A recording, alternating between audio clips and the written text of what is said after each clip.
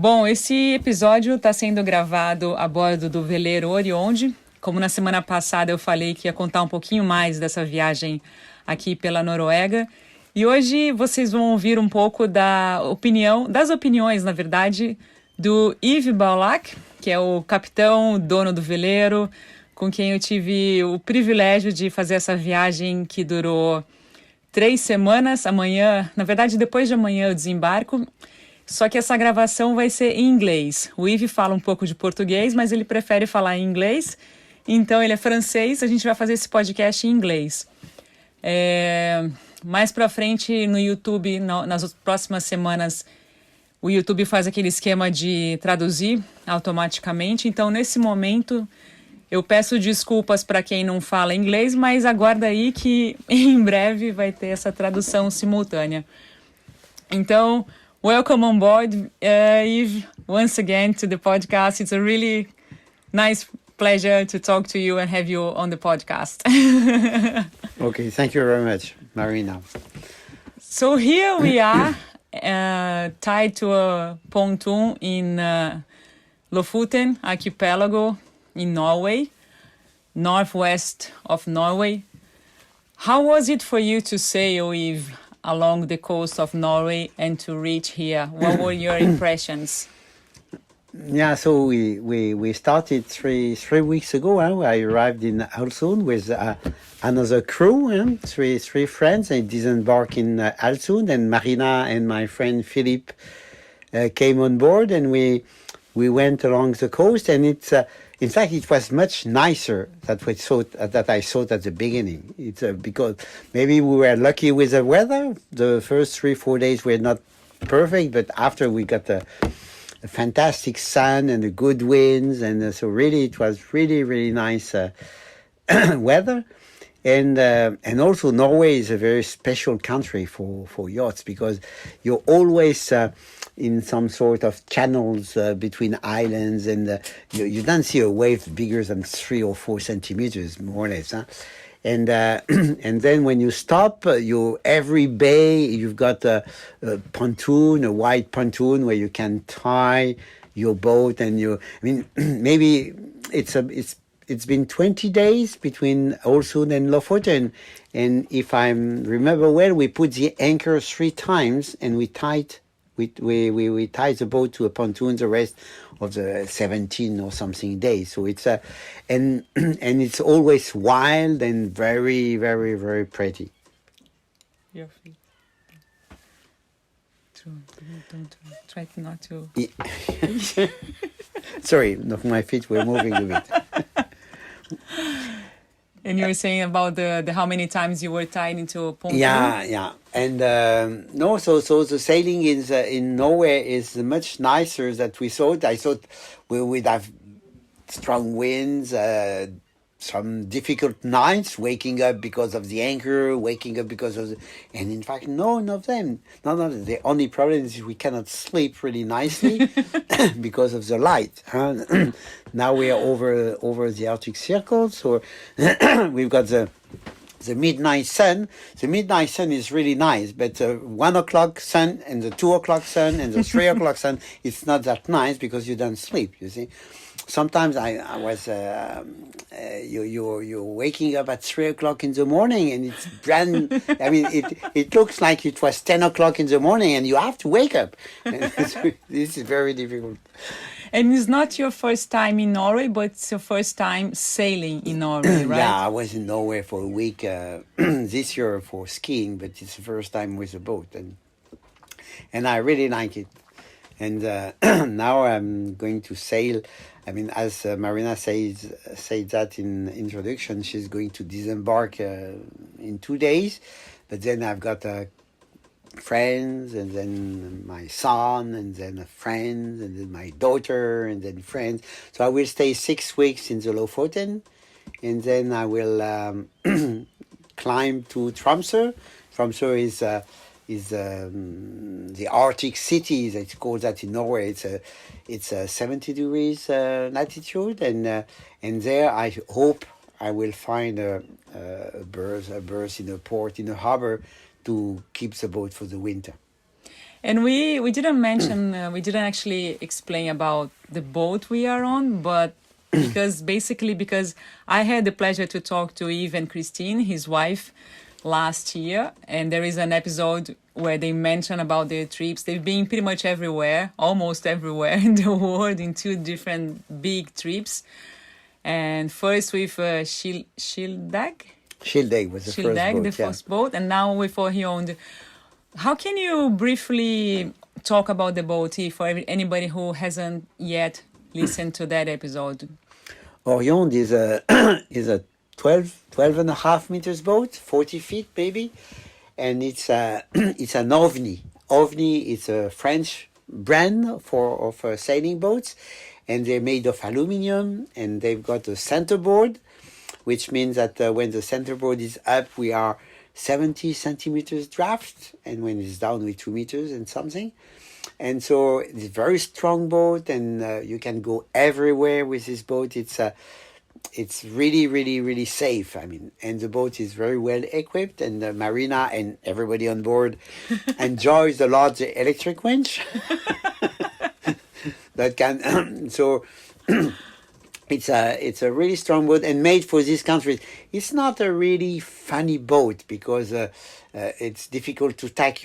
At the front, you've got the Genoa, and you've got also a staysails for strong winds, and the staysail has got its own furler, but it means that the 2 front sails are very close one from the other, and it's difficult to tack. When you tack, you've got to roll in the Genoa, or you've got somebody to run at the front, and so it's not a really funny boat where you can tack against the wind and enjoy that.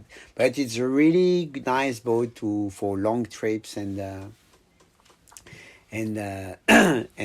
maybe more difficult trips where a strong boat is necessary. Something that I found very interesting and different for me related to Norway is the fact that you don't see people in the marina. When you arrive in the marina, it's pretty much everything automatized, and like you download an app and you pay online. You don't see people where you don't have like a face-to-face contact. Was it new for you too? Yeah, completely. I mean, in fact, we are used in France, but I remember in Brazil it's the same. You've got marinas, so when you arrive in the marina, then you've got people working at the marina, and then you go to the office and you pay and you. But here it's not very often marinas. It's just in a bay you've got a pontoon. And you tie to the pontoon, and on the pontoon, it says that you can either put some money in an envelope, it's what they call an honesty box, or you can pay with an app, and okay, everybody pays. So I mean, maybe we French and maybe some Brazilian would sometimes be would we pay or not? No, but this time we paid every time. We paid every time. If you had to say one of the highlights of this trip, what was like super special for you during these 3 weeks? No, what was really nice is, let's start from the south. We stopped in a very old village. I mean, Norway is really famous for fishing, and they were fishing cod. And cod has more or less disappeared, but you've got this old fishing harbor, and we visit a few. We visit Ona, we visit Sir Jesslingen, we visit Enixware, we visit Newsford. Many old fishing places that are more or less transformed in museum now, because people is still fishing cod in the winter, but not as much as before. And what were we talking about? The special moments. The highlights. The highlights. Yeah. And one of the highlights was, what is funny is also something which is really special in Norway. It's the accuracy of the charts. The charts are accurate to the meter, and every single stone or reef or whatever is marked with a perch, it's funny, with a little, it's a square top, but with a little arm that shows you which direction you must go. So you can really go into passage, maybe 5, 6, no, not 5, 6, but maybe 20 meters wide, where you will never go through if you are in France or everywhere else, because you don't know what's going to happen. Here, it's really safe to navigate, and the charts are 100% accurate, and all the problems are marked, and this is really new for me. And also, then what is strange is you got so many islands and so many. So you are always in 2 channels that are in this channel, so you don't see any waves, and it's really, and one of the, now we're speaking of the highlights. One highlight is this channel we did, which is called the Alesund. It's an 11 miles, so 20 kilometers long channel, and it's between 20 and 200 meters, very narrow, and we ran that down with a good downwind for 2 hours, and it was really nice. I mean, it's not dangerous, but the landscape is fantastic, and okay, you've got some adrenaline because it's a bit narrow, but it's really nice. And second highlight is maybe we went up a fjord called Norway, and it's below a big glacier which is called Svartisen in Norway, and so you can see the ice going down to the sea. Okay, it's not like it's in Patagonia or in Greenland or in South Georgia or in Antarctica, but still it's really nice to see that. And we had a fantastic anchorages there with some. It's a really civilized country. I mean, everywhere people has built a small cabin and a barbecue area, and you can go there.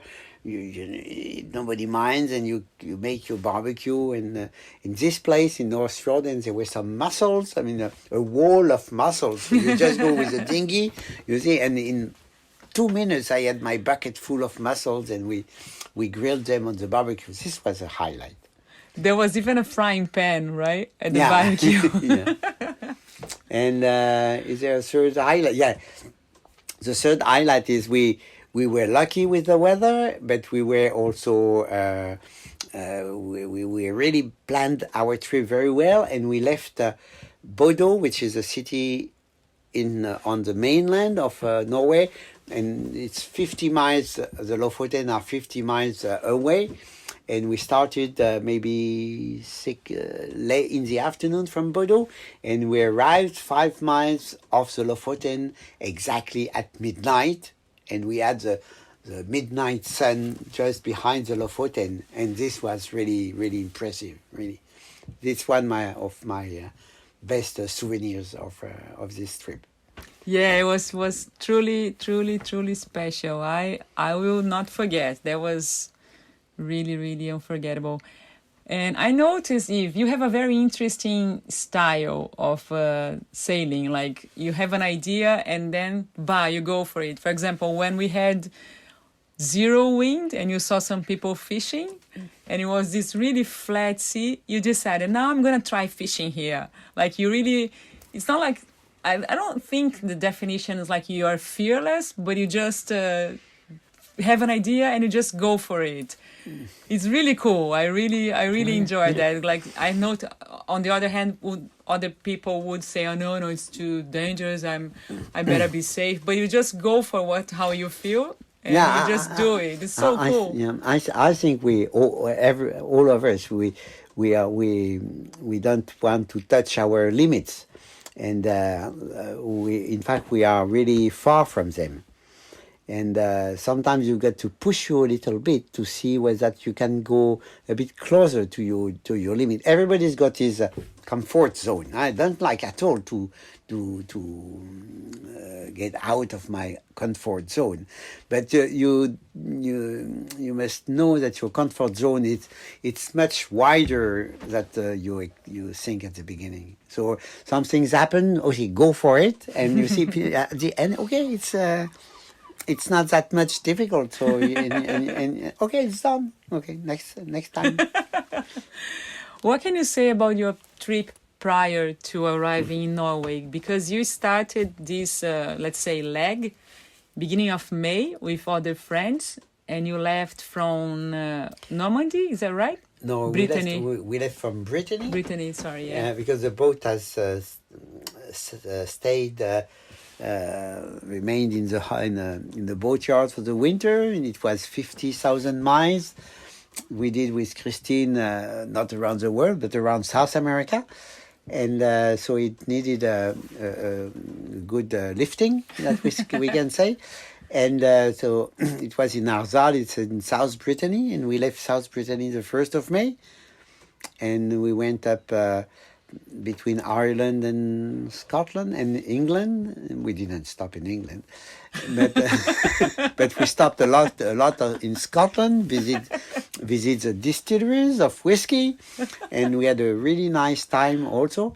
And we changed crew in Oban. Some friends come from Oban to Alesund, and we visited the outside islands of UK, which are called Orkney Islands and Shetland Islands. And there was a small island in between called Fair Isle, which is a fantastic place. And we were lucky with the weather; we could stay, and nobody. I mean, a few dozens of persons are living there, but there was also a few, not millions, but I mean, many puffins, and we spent many hours just looking at the puffins, and it was really nice. And then we crossed to Alesund, and then in this from Scotland to Alesund, the main problem is the oil platforms. Just like along the coast of Brazil or Argentina, I mean, it's a hassle because you got platforms everywhere and with big lights and big boats going everywhere, and you don't know what to do. Yes, so that was 3 legs, and now it's the 4th leg is starting tomorrow, or day after tomorrow, but it's going to be less adventurous because we're going to sail around the Lofoten with friends and family for 6 weeks. And then we're going to go up to Tromsø. Tromsø is a really north city in Norway. They call themselves the Arctic city. And there I hope I will find a small place to put the boat, to put the Oriande, and leave it for the winter. Mm-hmm. We've also done some super beautiful hikes since we've been traveling together. How was it for you? Yeah, it's very strange because we did a few hikes. The first hike was a bit. It was really steep. I mean, and we at the beginning we thought maybe we will not be able to do it. 600 meters. It seems nothing, but as it has a flat part at the beginning, it took us 5 hours to return to the boat, and we were really tired. But after we did a few other hikes, which are a bit special because in Norway some hikes are really popular, and the problem is the passes are very steep, and those stones are rolling, and stones are sometimes hurting people, and so they decided a few years ago to hire Sherpas from Nepal to come and build stone staircase. And these stone staircases are really impressive. I mean, maybe not as impressive as the pyramids, but nearly. I mean, you've got maybe 1,000 steps with stones. Each stone is maybe a ton or something like, or maybe more than a ton. And it's really impressive. And then it's really safe, and it's really less tiring because you're just climbing a huge staircase to the heaven. Yeah, I felt when I was going up, to be honest, I was feeling super, super tired and breathless sometimes. And I have to say, Yves has Alcalina's battery on his shoes because he doesn't stop. When you see, it's like a mile ahead. But I was trying to convince myself it wasn't so tiring when I thought about how difficult it might have been for the people who actually built it. So I was feeling, saying, okay, this is nothing compared to what the people went through when they put these stones right here, which is really, really incredible. Yeah, because work. each stone is maybe at least 1 meter wide, maybe half a meter deep, and maybe 30 centimeters height. Okay, if you make the calculation, it might be very, very close to a ton. And so they did a great job. And Yves, what can you tell about some people who is listening to us and is thinking, okay, I want to cruise sometime on a boat. What is your opinion, the characteristics of a good crew must have to be like useful on board? What would you give to somebody who is listening to you and say, I would like to crew on a sailboat somewhere? What's important for you? To be a good cook. Okay. No, that's not true. That's not true because I like cooking. No, it's no. The main thing, on a boat when you live on this very, very small house like this one, 10 meters long, and you need like Marina to have a really good sense of humor and to be able to accept little differences from that people obviously has, and to be very tolerant with the other crew, and and then if the boat has a skipper, I mean, he knows how to handle the boat and he can give advice. So you don't really need to have a sailing experience to do that. You just need to be open to new experiences and wishing to learn. That's all. Okay, so yeah, anything else you'd like to add up? I don't want to hold you back too much. We are almost jet lagged again. It's 9:30 in the evening. We've done heaps of stuff today. It was a beautiful, another super, super nice day. Started off raining, but then it changed. The weather here changes super quick. So what would you like to finish it off with? No, I think it's difficult because I would say don't go to Norway because it's too many people already. But on the other hand, I can say yes, go to Norway because it's a fantastic place. And I say stop sailing because there is too many boats on the earth. But they say go sailing because it's so nice. Okay, do what you want. But bring some chocolate with you, right? Yeah, okay.